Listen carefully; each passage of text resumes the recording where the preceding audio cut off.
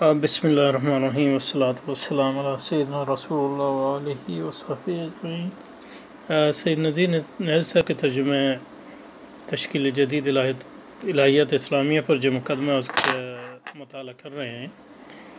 और पिछली जो बहस थी उसमें दो चीज़ें हमने देखी थी, एक अक़ल की तकसीम नज़री और अमली, और दूसरी अक़ल की तकसीम जो इन्होंने मौलाना रूम के हवाले से की। गो के मतलब ये है कि मौलाना रूम का हवाला कौन सा है ये नहीं दिया, वो है कुल्ली और जुज़ी। तो इसको देखा है, तो वहाँ से बहस को जो है आगे बढ़ाते हैं। तो पिछली बार हमने जो देखा था उसका लुब्ब लुबाब ये है। तो पिछली बार जो देखा था उसका लुब्ब लुबाब ये है कि सैयद नज़ीर ने अक़ल की एक तकसीम तो है नज़री और अमली,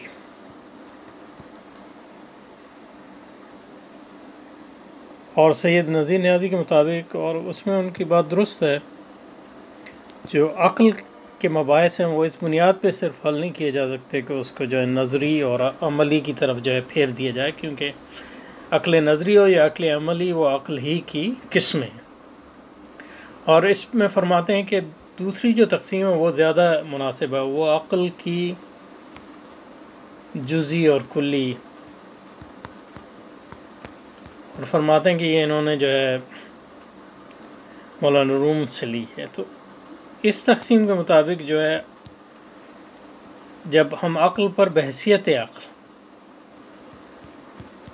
यानी बहसियत कुव्वत की बात करते हैं, तो वो अक़ल का कुल्ली इस्तेमाल है,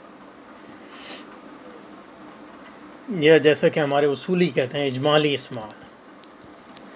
उसके बरक्स जब हम अक़ल के बारे में कोई ख़ास दावा करते हैं तो वो अक़ल का जुज़ीस। तो इस तकसीम के लिहाज से अक़ल नज़री और अक़ल अमली जो हैं वो जुज़ी अक़ल, यानी वो ख़ास दावे हैं अक़ल के बारे में। उसके बरक्स वो ये फरमा रहे हैं कि अगर हम सिर्फ अक़ल के बारे में बहसियत इस्तेदाद और क़ुव्वत के बात करें और उसको समझने की कोशिश करें, जैसे कि अल्लामा इक़बाल ने किया है, तो उसके नतीजे में बहुत से जो मसाइल अक़ल के बारे में हैं वो हल हो सकते हैं। ये लुब्ब लुबाब है उनकी बात का, जो पिछली बार हमने किया था। और पिछली बार मतलब ये कि हम समझने के लिए तगदौ कर रहे थे, तो समझाने में इतनी आसानी नहीं हो रही थी। लेकिन इस बार जो है, क्योंकि हमने पिछली बार उससे गुज़र के आ गए, तो अब ये चीज़ जो है ज़्यादा वाज़ेह हो गई है कि हज़रत न्याज़ी साहब इन इस्तिलाह से क्या मुराद ले रहे हैं और उनका मकसद क्या है। तो अब आगे पढ़ते हैं, देखते हैं। तो ज़रा पीछे से शुरू करते हैं ताकि जो है तसलसल कायम रहे। वहीं हम इस फ़िक्र की आज़ादी या नतीजे ख़दम। तो बुनियादी तौर पे कह रहे थे कि अल्लामा इक़बाल का जो कारनामा है वो ये है कि उनके फ़िक्र की हकीकत वाज़ेह कर दी है ख़ुतबात में, और ये फरमाया कि फ़िक्र जो है हासिल नहीं है और उसको किसी सहारे की ज़रूरत नहीं है, और वह आज़ाद है और वह हकीकत मुतलका तक पहुँच सकता है बतौर तसव्वुर के, यानी तसव्वुराती तौर पे। लेकिन ये कि जो डायरेक्ट कनेक्शन जो है हकीकत मुतलका है, उसके लिए फिर जो है उसको दूसरी चीज़ों की ज़रूरत होती है, और उसमें हमारा ख़्याल ये है कि वो विजदान की तरफ जा रहे हैं। लेकिन ये कि उसको पूरी तरह उन्होंने न्याज़ी साहब ने यहाँ बयान नहीं किया। लेकिन जिससे इत्तिसाल तक़र्रुब पैदा होगा तो किसी दूसरे ज़रिए से। तो भाई हमें इस फ़िक्र की आज़ादी या नतीजा ख़ैदी में कोई फ़र्क नहीं आता। तो यानी ये भी कह रहे हैं कि उसको सहारे की ज़रूरत नहीं है, फिर कह रहे हैं कि ज़रूरत भी है, फिर कह रहे हैं कि वो समझ है, फिर ये है कि दूसरों पर। तो ये अजीब व गरीब। भाई हमें इस फ़िक्र की आज़ादी या नतीजे ख़ैदी में कोई फ़र्क नहीं आता। अब क्यों नहीं आता ये इस वक्त तक पता नहीं है। बरक्स इसके अक़ल उसका साथ देकर अपने लिए और ज़्यादा तक़वीर नशोनुमा का सामान पैदा कर लेती है, यानी विजदान का साथ। दरअसल ज़हन इंसानी का रुझान या तो इस तरह, अब इन्होंने बहस वहाँ इस तरह मोड़ दी कि या कुछ लोग तो वो हैं जो अक़ल को सब कुछ समझते हैं, और कुछ कहते हैं कि अक़ल कुछ नहीं है। दोनों गलत हैं। या फिर हम एक अक़ल के लिए किसी दूसरी अक़ल का साला तलाश करते हैं, ये भी गलत है। हालांकि अक़ल हर हालत में अक़ली है, खा नज़री है या खम। इससे तो अक़ल फिर इस बात पे फिर वो कुल्ली और जुज़ी की तरफ आए, क्योंकि कुल्ली और जुज़ी की तकसीम में हम जब कुल्ली की बात करते हैं तो सिर्फ अक्ल की बात करते हैं। वो एक अक्ल की किस्म और दूसरी किस्म के दरमियान जो है झूला नहीं झूलते। तो इससे तो अक्ल में जुज़ी और कुल्ली इसके बरक्स इसके अक्ल उसका साथ देख कर अपने लिए और ज़्यादा तक़वियत और नशोनुमा का सामान पैदा कर लेती। दरअसल ज़हन इंसानी का रुझान या तो इस तरफ है कि अक्ल ही सब कुछ है, या तो इस तरफ है कि अक्ल कुछ भी नहीं। जैसे मैंने कहा, जहाँ तक मेरी समझ है ऐसे ग्रोह कोई नहीं हुआ जो अक्ल को कुछ भी नहीं समझता। हाँ, जब लोग एक दूसरे से इख्तिलाफ करते हैं तो एक ग्रोह कहता है, जैसे मतलब ये कि ये अक्ल का इनकार करते हैं, यानी मतलब ये कि जैसे साइंस वाले कहते हैं कि मज़हब वाले अक्ल का इनकार करते हैं। लेकिन ये तो मतलब ये साइंस वालों का दावा है, ये हकीकत तो नहीं है। या फिर हम एक अक्ल की, या दरअसल ज़हनी इंसानी का रुझान या तो इस तरफ है कि अक्ल ही सब कुछ है, या इस तरफ है कि अक्ल कुछ भी नहीं। या फिर हम एक अक्ल के लिए दूसरी अक्ल का सहारा तलाश करते हैं, हालांकि अक्ल हर हालत में अक्ल है, खा नदरी हो या खा अमली।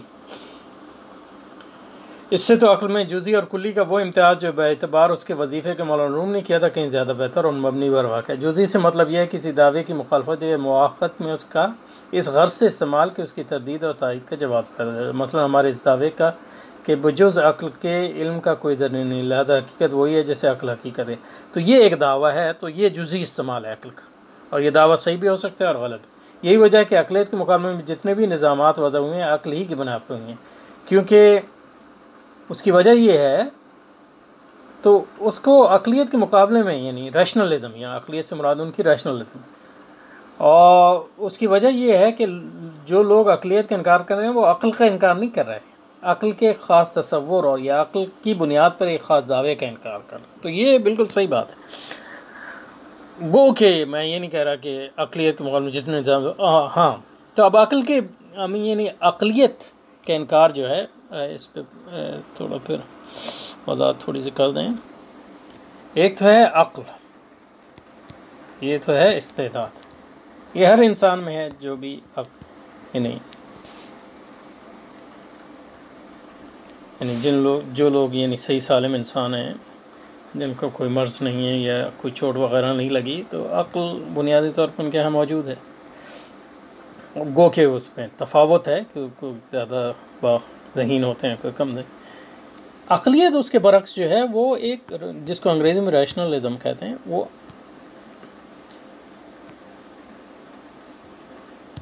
अक्ल की बुनियाद पर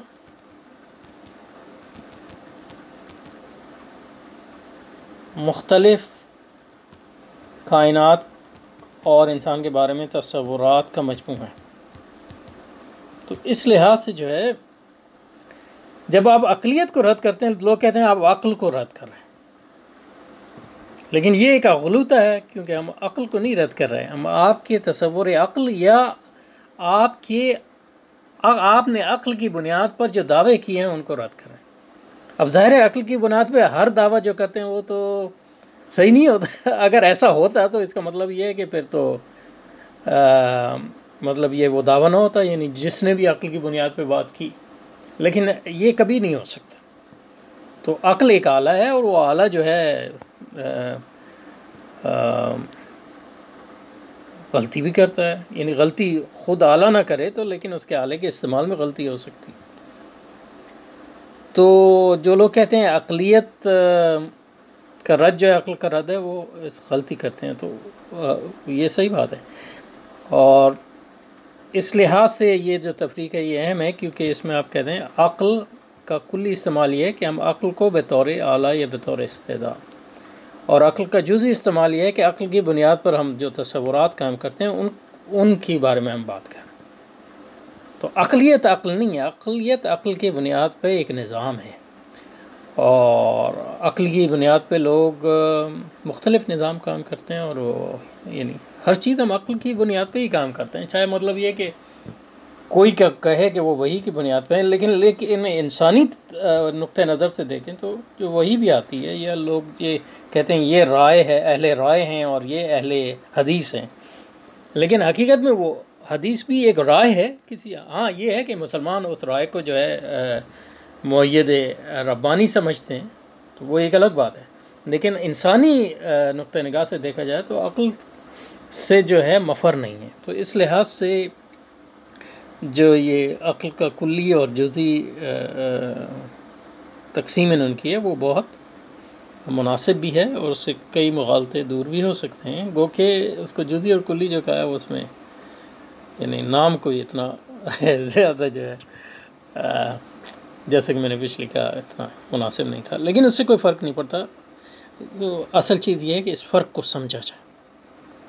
यही वजह है कि अक़लियत के मुकाबले में जितने भी निज़ामात बदले हुए अक़ली की बुनियाद पर, यानी अक़लियत के मुकाबले में यानी रैशनलिज़म एक निज़ाम है और कई एक रैशनलिज़म अरस्तू का है, एक रैशनलिज़म अफलातून का है, एक रैशनलिज़म स्टोइक्स का है, एक रैशनलिज़म जो है एपिक्यूरियंस का है, एक रैशनलिज़म जो है ऑगस्टाइन का है, एक रैशनलिज़म या अक्वाइनस का है, एक रैशनलिज़म मुअतज़िला का है, एक रैशनलिज़म जो है अशायरा का है, एक रैशनलिज़म मातुरिदिया का है, एक रैशनलिज़म अहले हदीस का है, एक रैशनलिज़म डेकार्ट का है, एक रैशनलिज़म तजुर्बाती फ़लसफ़ियों का है, एक रैशनलिज़म कांट। ये सब रैशनलिज़म, ये सब तो हम नहीं ये कह सकते कि ये सब सही हैं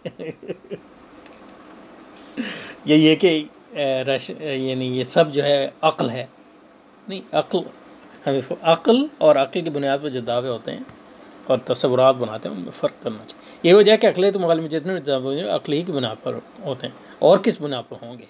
अक्ल का कुल्ली इस्तेमाल अलबत्ता अक्ल पर बहसियत अक्ल नज़र रखता है, यानी बहसियत इस्तेदाद, बहसियत क़ुव्वत, बहसियत आला, और ये देखता है कि इसकी रसाई कहाँ तक है।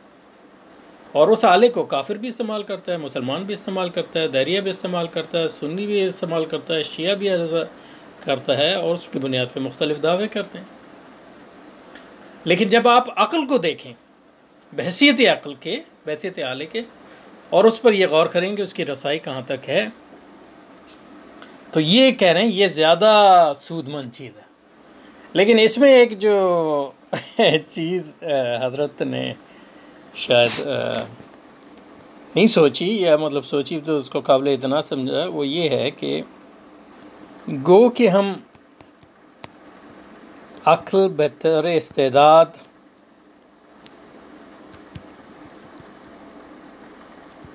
और अक्ल की बुनियाद पर तस्वुरात कायम करने और दावे करने के दरमियान जो है एक तकसीम की हमने, और ये बिल्कुल बुनियादी तकसीम है।